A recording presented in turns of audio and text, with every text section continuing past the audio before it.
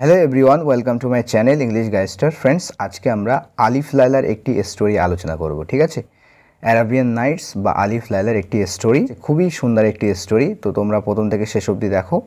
এখানে যে গ্রামাটিক্যাল কনসেপ্টগুলো আছে সেগুলো কিন্তু আলোচনা হবে। ঠিক আছে, তো অবশ্যই কিন্তু শেষ পর্যন্ত দেখবে।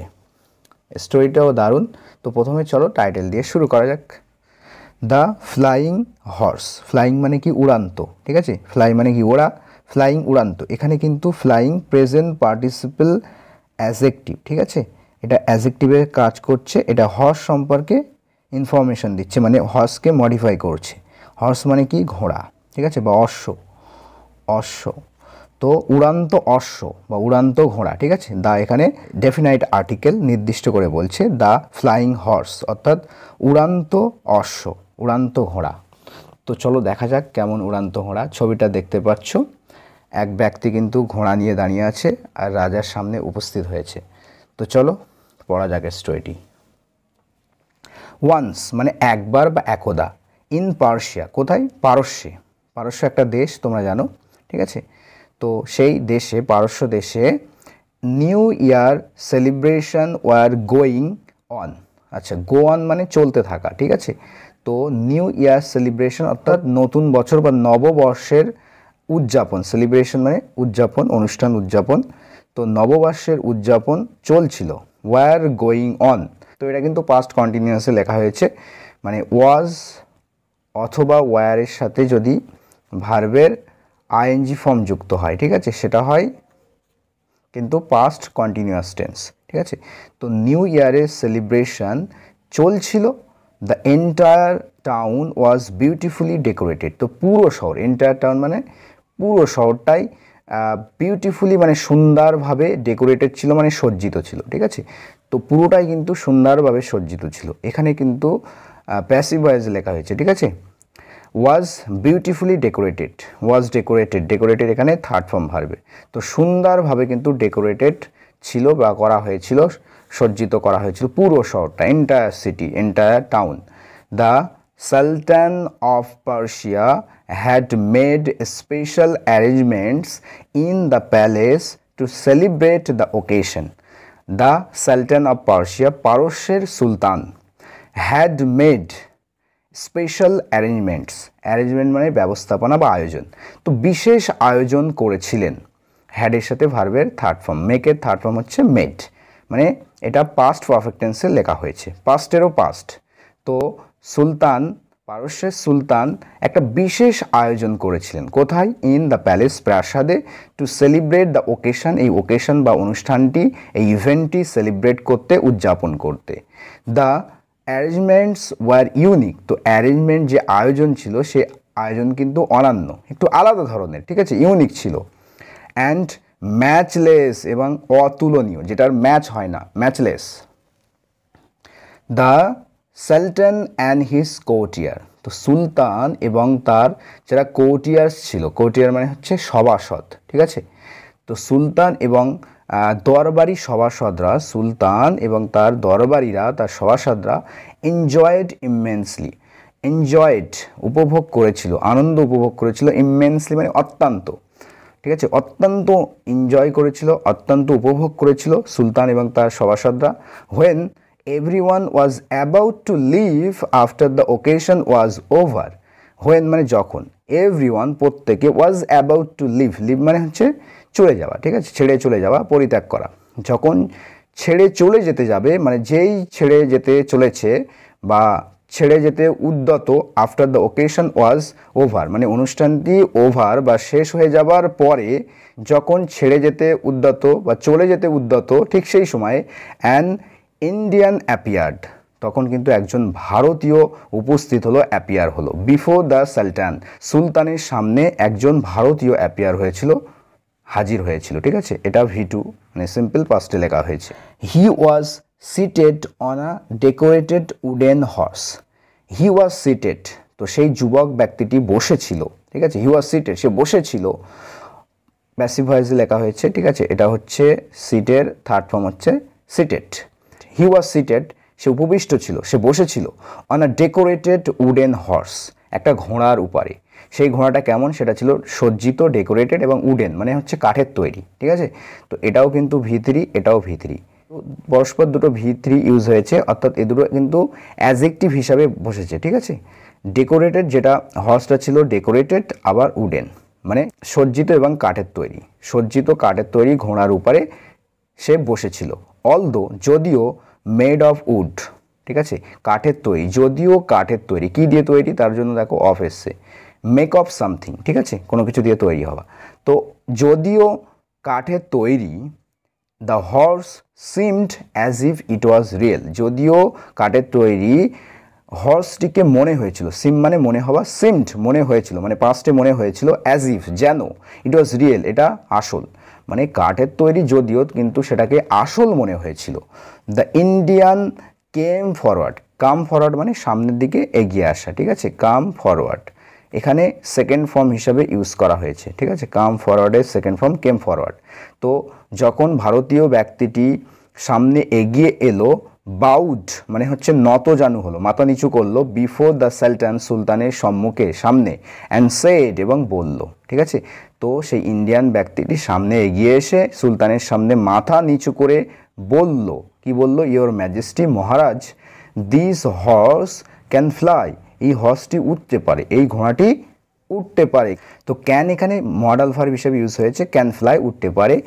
ইট can take you to any destination within minutes, এটা নিয়ে যেতে পারে, ইট ক্যান টেক ইউ এটা আপনাকে নিয়ে যেতে পারে, টু এনি ডেস্টিনেশন যে কোনো ডেস্টিনেশনে, যে কোনো গন্তব্যস্থলে, ডেস্টিনেশন মানে কি গন্তব্যস্থল, তো এটা আপনাকে যে কোনো গন্তব্যস্থলে নিয়ে যেতে পারে উইদিন মিনিটস অর্থাৎ কয়েক মিনিটের মধ্যেই, কয়েক মিনিটের মধ্যেই এটাকে আপনাকে, আপনি যেখানে চান, যে ডেস্টিনেশন চান সেখানে নিয়ে যেতে পারেন। অ্যান অ্যামেজড সুলতান, তো সুলতান আশ্চর্যান্বিত হওয়া সুলতান, ইগারলি সেড মানে উৎসুকভাবে, ইগারলি সেড বললেন, আই ক্যান্ট বিলিভ ইয়োর ওয়ার্ডস, আমি তোমার কথাই বিশ্বাস করি না, আই ক্যান্ট বিলিভ আমি বিশ্বাস করি না, বিলিভ মানে বিশ্বাস করা, ইয়োর ওয়ার্ডস মানে তোমার কথা, আমি তোমার কথা বিশ্বাস করি না। ক্যান ইউ প্রুভ ইট, তুমি কি এটা প্রমাণ করতে পারো, can you prove it, prove মানে প্রমাণ করা। দ্য ইন্ডিয়ান রিপ্লাইড, তো সেই ভারতীয় ব্যক্তিটি উত্তর দিয়েছিল, ইয়েস হ্যাঁ, অফকোর্স অবশ্যই, আই ক্যান আমি পারি, হ্যাঁ আমি প্রমাণ করতে পারি। ইউ জাস্ট টেল মি, আপনি শুধু আমাকে বলুন, ইউ জাস্ট টেল মি আপনি শুধু আমাকে বলুন, দ্য প্লেস জায়গাটি, আপনি কেবল জায়গাটি বলুন, হোয়ার যেখানে, you want me to go যেখানেই বা যে জায়গায় যেখানে, you want me to go আপনি চান যে আমি যাই, অর্থাৎ আপনি জায়গাটা শুধু আমাকে বলুন যে আমি সেই জায়গায় যাই। The sultan pointed towards a mountain set, আচ্ছা সুলতান কিন্তু পয়েন্ট করলো, ইশারা করলো, ইঙ্গিত দিল, কোন দিকে, টুয়ার্ডস আ মাউন্টেন একটা পর্বতের দিকে, একটা পর্বতের দিকে ইঙ্গিত করে, সেড বললেন, সুলতান বললেন, bring the leaves of the palm tree, অর্থাৎ পাম গাছের, তাল জাতীয় বৃক্ষকে বলা হয় পাম গাছ, ঠিক আছে, পাম ট্রি বা সেই তাল জাতীয় বৃক্ষের পাতাটা নিয়ে আসো, which is there on that mountain, যেটা সেই মাউন্টেনে রয়েছে, ঠিক আছে, which is there on the mountain, যেটা ওই মাউন্টেন ওই পর্বতে রয়েছে, সেই পাম ট্রির পাতা নিয়ে এসো, কিছু পাতা নিয়ে এসো, ঠিক আছে। এখানে কিন্তু প্লুরালে লেখা হয়েছে, লিফ মানে পাতা, আর লিপস এখানে প্লুরাল ফর্মে লেখা হয়েছে, মানে কয়েকটা পাতা নিয়ে এসো, of the palm tree palm গাছের, হুইচটা এসছে এই পাম ট্রির জন্য, যে which is there on that mountain যেটা রয়েছে ওই পাহাড়ে, ঠিক আছে, ওই পাহাড় বা পর্বতে রয়েছে। The Indian immediately sat on the horse, তো সেই ভারতীয় ব্যক্তিটি ইমিডিয়েটলি মানে সঙ্গে সঙ্গেই, স্যাট সিটের সেকেন্ড ফর্ম হচ্ছে স্যাট, বসলো, কোথায় বসলো, অন দ্য হর্স ঘোড়ার উপরে বসলো, অ্যান্ড এবং প্রেসড দ্য বাটন, এবং একটা বাটন ছিল সেই বাটনটা প্রেস করলো, অর্থাৎ চেপে ধরলো বাটনটা, which was on the right side of the horse's neck, যেটা ছিল, হুইচটা এসছে কার জন্য, এই বাটনের জন্য, which was on the right side যেটা ছিল ডান সাইডে, ডান পাশে, অফ দ্য হর্সেস নেক অর্থাৎ ঘোড়ার গলা, অ্যাপোস্ট্রফি এস এর ব্যবহার, ঠিক আছে। ঘোড়ার গলার ডান পাশে যেটা ছিল, অর্থাৎ ঘোড়ার গলার ডান পাশে একটা বাটন ছিল, সেই বাটনটা কিন্তু প্রেস করলো। সাডেনলি হঠাৎ করে the horse took off, take off মানে কি উড়ান দেওয়া, তো হঠাৎ করে হর্সটি কিন্তু উড়ে গেল, উড়ান দিল। ইট ওয়াজ হেডেড টুয়ার্ডস দ্য মাউন্টেন, এটা কিন্তু অগ্রসর হলো। আচ্ছা, হেড টুয়ার্ডস মানে হচ্ছে কোনো দিকে অগ্রসর হওয়া, ঠিক আছে।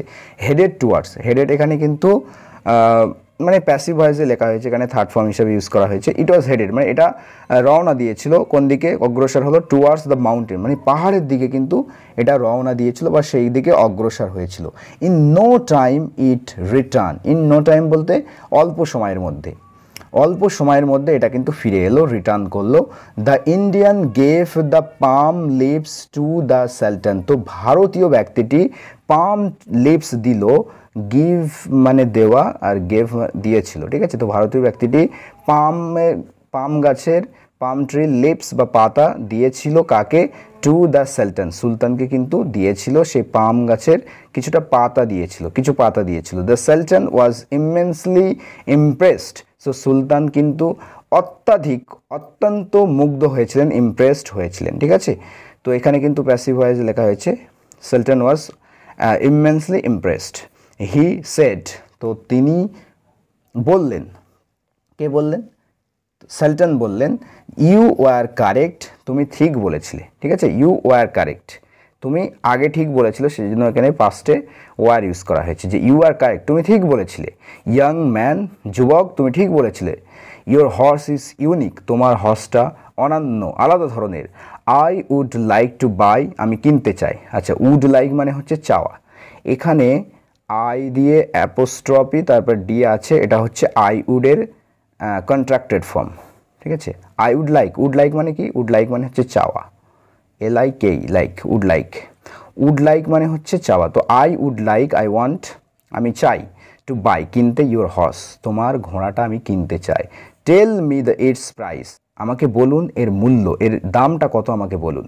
But the Indian youth politely said, কিন্তু সেই ভারতীয় যুবক একেবারে ভদ্রতার সহিত কিন্তু বললেন, কি বললেন, your majesty, Maharaj, I don't want মানি, আমি অর্থ চাই না।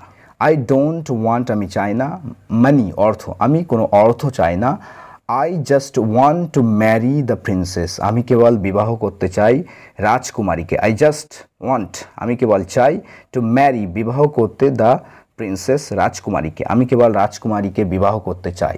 টেক মাই হর্স, আমার হর্সটি নিন, আমার ঘোড়াটি নিন। And give me the princess, এবং আমাকে দিন রাজকুমারীকে, আমার ঘোড়াটি নিন আর রাজকুমারীকে আমাকে দিন।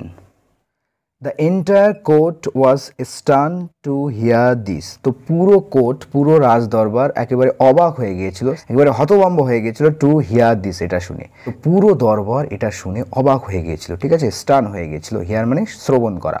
বাট কিন্তু দ্য সালতান থট, কিন্তু সুলতান ভাবলেন, থিঙ্কের সেকেন্ড ফর্ম থট, ঠিক আছে, সিম্পল পাস্টে লেখা হয়েছে।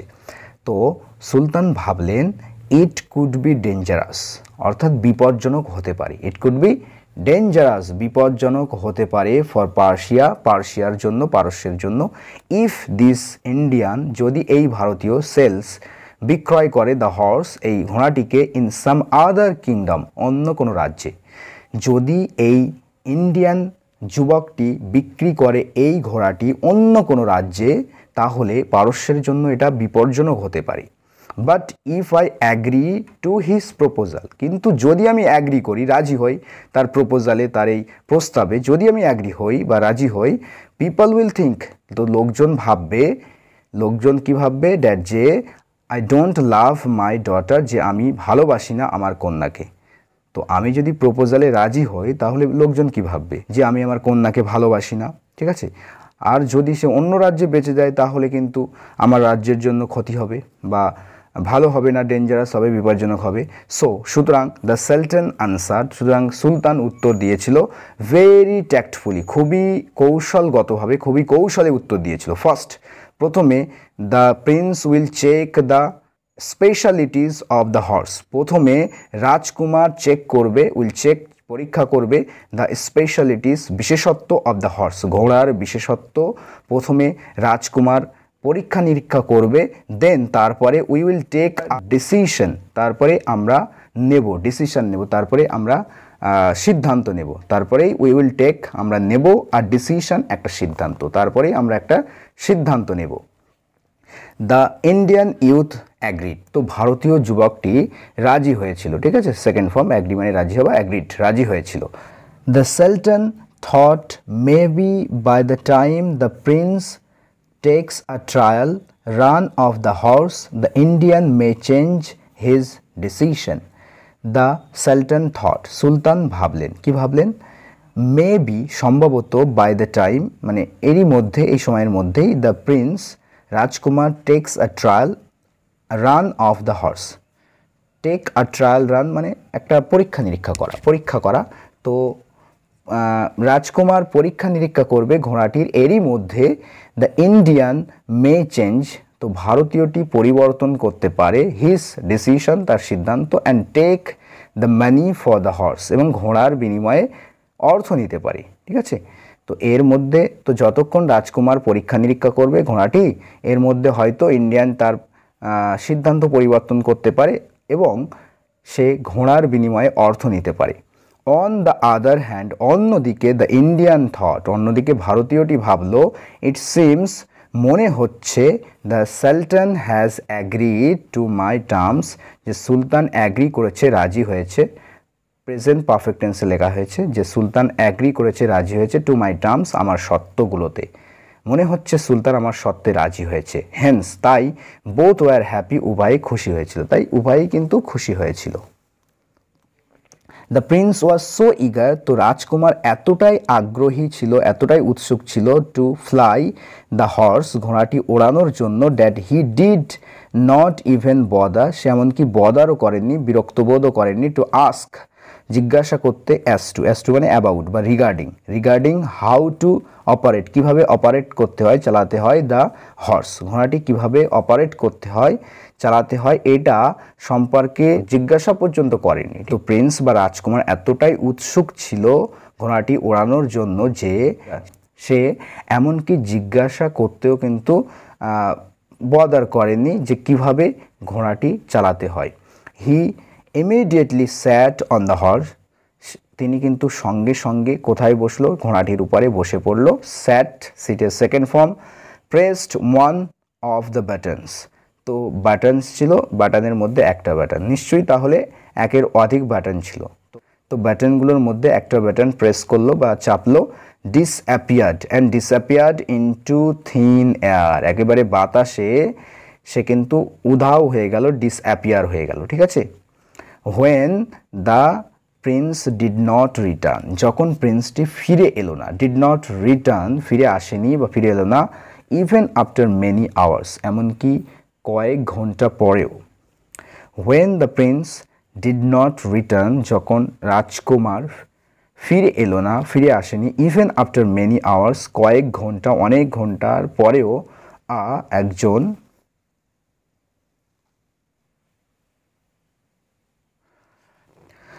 কনসার্নড সালতান সেড, তো একজন এই উদ্বিগ্ন সুলতান, তো উদ্বিগ্ন বা কনসার্নড সুলতান বললেন, কি বললেন, ইয়াং ম্যান, যুবক, you did not tell the prince, তুমি প্রিন্সকে বলনি, ইউ ডিড নট টেল, তুমি বলনি প্রিন্সকে, অ্যাজ টু মানে সম্বন্ধে বা রিগার্ডিং হাউ টু রিটার্ন, কীভাবে ফিরে আসতে হবে এটা সম্পর্কে তুমি তো প্রিন্সকে বলনি। অ্যান্ড হোয়াট ইফ, এবং কি হবে, the horse lands in the sea, যদি হর্সটি ল্যান্ডস করে বা অবতরণ করে সমুদ্রে, তাহলে কি হবে, হোয়াট ইফ কি হবে যদি ঘোড়াটি ল্যান্ডস করে, অবতরণ করে, ইন দ্য সি সমুদ্রে, যদি সমুদ্রে ঘোড়াটি ল্যান্ডস করে তাহলে কি হবে, the prince may then be drowned, তো রাজকুমার তাহলে ডুবে যেতে পারে, ড্রাউন মানে হচ্ছে ডুবে যাওয়া, ঠিক আছে, এখানে থার্ড ফর্ম হিসাবে ইউজ করা হয়েছে, মানে এটা প্যাসিভ ভয়েস লেখা হয়েছে, the prince may then be drowned, তাহলে রাজকুমার তখন ডুবে যেতে পারে যদি সমুদ্রে ল্যান্ড করে। দ্য ইন্ডিয়ান আনসার, তো সেই ভারতীয় ব্যক্তিটি উত্তর দিয়েছিল, উত্তর দিয়েছিল কামলি, একেবারে শান্তভাবে উত্তর দিয়েছিল। ইউর ম্যাজেস্টি, মহারাজ বা জাহাপানা বা হুজুর, ইউ নিড নট ওয়ারি, আপনার চিন্তা করার প্রয়োজন নেই। নিড এখানে মডাল ভার্ব হিসেবে ইউজ করা হয়েছে, ঠিক আছে, নেগেটিভ করা হয়েছে, নিড নট ওয়ারি, আপনার চিন্তা করার প্রয়োজন নেই বা আপনাকে চিন্তা করতে হবে না। The horse has magic powers, তো ঘোড়াটির একটা ম্যাজিক পাওয়ার রয়েছে, একটা জাদুময় শক্তি রয়েছে।